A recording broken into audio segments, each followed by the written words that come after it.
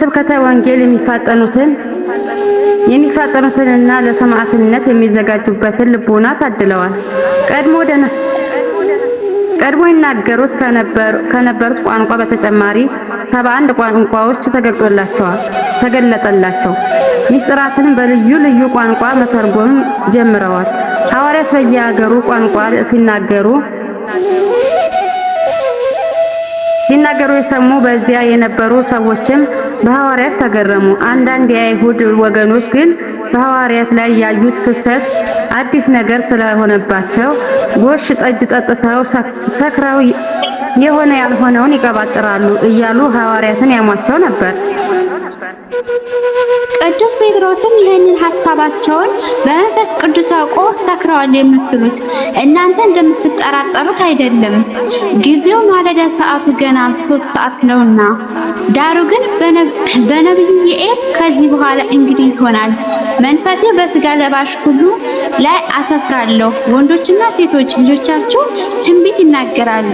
ኢዩኤል ምዕራፍ 2 ከቁጥር 28 ላይ ተብሎ የተነገረው ትንቢት ይፈጸም ዘንድ ይህን ድንቅ ተአምር ያደረገው እናንተ የሰቀላችሁት ኢየሱስ ክርስቶስ ነው በማለት ሰፊ ትምህርተ ወንጌል ተሰጥቷቸዋል።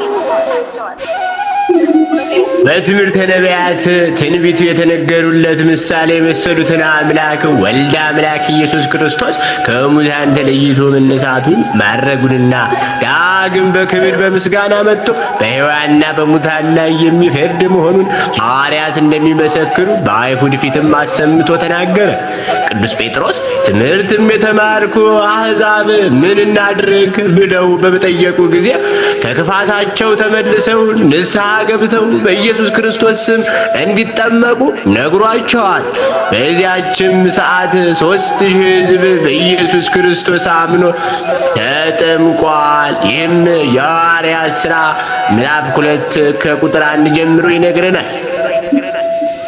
አዎ ቅዱሳን ሐዋርያት በዛች ቀን በ3 ሰዓት ኢየሱስ ክርስቶስ ጰራቅሊጦስን ልኮልናልና በላያችን ላይ ኃይል ሞላ ብሏል። ኢየሱስ ክርስቶስ የእግዚአብሔር ልጅ በሕያዋን በሙታን ይፈርድ ዘንድ ስልጣን እንዳለው በአዲስ ቋንቋ ተናገርን በማለት በየዕለቱ ያዩትንና የተደረገላቸውን እንደዚሁም የበዓሉን ታላቅነት ከመሰከሩ በኋላ ይህንን የበዓል ማክበር እንደሚገባ አዘዋል። በዚህ ወቅት መጾምና ማዘን ተገቢ ያለመሆኑንም ተናግረዋል። እሱንም ዲድስቅልያ ምዕራፍ 30 ከቁጥር 38 እስከ 39 ድረስ እንዲሁም ምዕራፍ 31 ቁጥር 69 እስከ 70 ይገኛል። መልካም ነው። ከዚህ በላይ ማስተዋል የሚገባን ቁም ነገር መንፈስ ቅዱስ ወረደ ሲባል በሰውኛ ቋንቋ መንፈስ ቅዱስ ከከፍታ ወደ ዝቅታ ወደ ቅርብ